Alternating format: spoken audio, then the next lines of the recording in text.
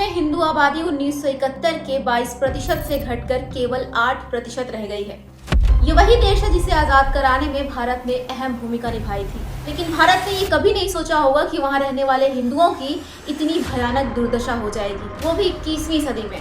हिंदू आबादी में ये गिरावट अचानक नहीं हुई है, ये लगातार हो रहे हमलों और उत्पीड़न का नतीजा है। भारत में मुस्लिम माइनॉरिटीज को कॉन्स्टिट्यूशन के तहत इक्वल राइट्स मिलते हैं, जबकि बांग्लादेश में हिंदू अपनी धार्मिक पहचान और सेफ्टी के लिए लगातार स्ट्रगल कर रहे हैं। और यही फर्क दोनों देशों के माइनॉरिटीज के जीवन की सच्चाई को दिखाता है।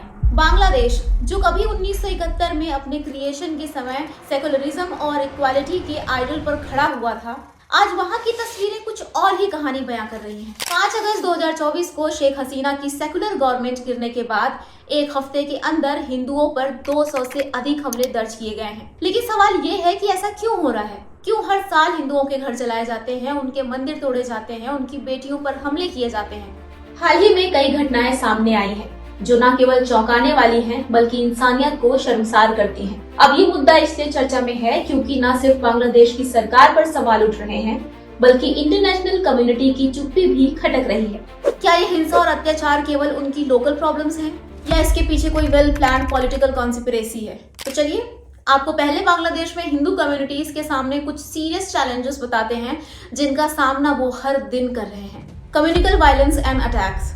बांग्लादेश में दुर्गा पूजा के त्योहार के दौरान कई मंदिरों में तोड़फोड़ और इम्प्योरिटीज की घटनाएं सामने आई थी। प्राइम मिनिस्टर शेख हसीना के रेजिग्नेशन के बाद हिंदू कम्युनिटीज के खिलाफ वायलेंस में बढ़ोतरी देखी जा रही है। रिपोर्ट के अनुसार हिंदू घरों और व्यापारों को निशाना बनाया जा रहा है और मंदिरों में तोड़फोड़ की घटनाएं लगातार बढ़ रही हैं।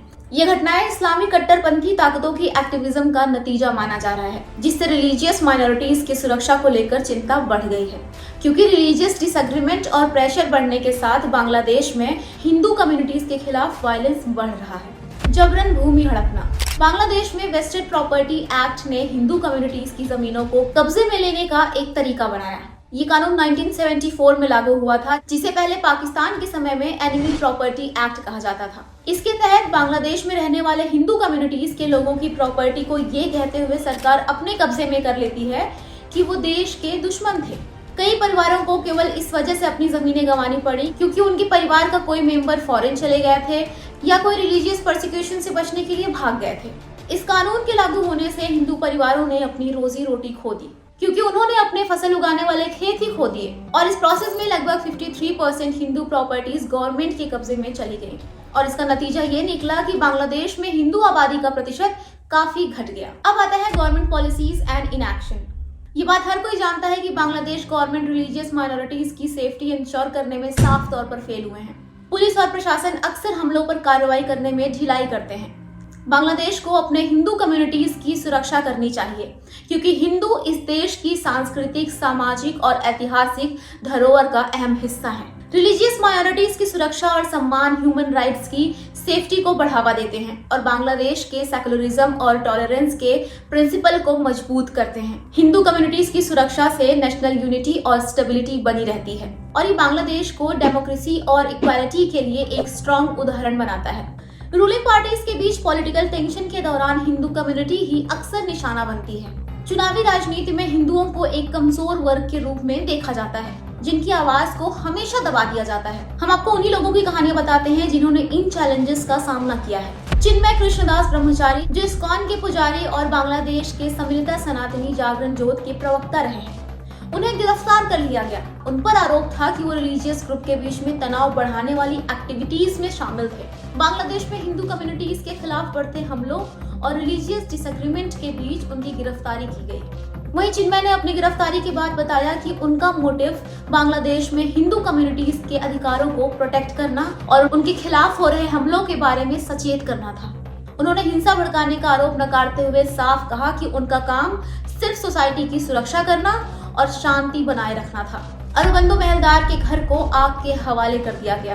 बांग्लादेश की पूर्व पीएम शेख हसीना के रेजिग्नेशन और देश छोड़ने के बाद अरुबंदो महलदार एक रिटायर्ड ऑडिटर थे जो आवामी लीग पार्टी से जुड़े थे। उन्होंने इस्लामिक कट्टरपंथियों की हिंसा का सामना किया। महलदार का घर जला दिया गया केवल इसलिए क्योंकि उनका अतीत उस पार्टी से जुड़ा था। उनके साथ किए गए इस हमले ने ये साफ कर दिया कि बांग्लादेश में न केवल रिलीजियस डिसएग्रीमेंट बल्कि पॉलिटिकल आइडियोलॉजीज के कारण भी हिंदू कम्युनिटीज को निशाना बनाया जाता है।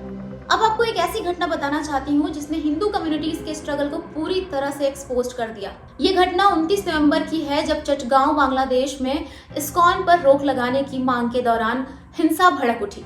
इस प्रोटेस्ट में हिंदू मंदिरों पर हमला किया गया और शुक्रवार की नमाज के बाद कई दुकानों को भी निशाना बनाया गया। पुलिस ने इस हिंसा पर आंखें मूंद ली, जिसके कारण हिंदू कम्युनिटीज में डर और असुरक्षा फैल गई और इस वजह से कई लोग अपने घर छोड़ने पर मजबूर हो गए।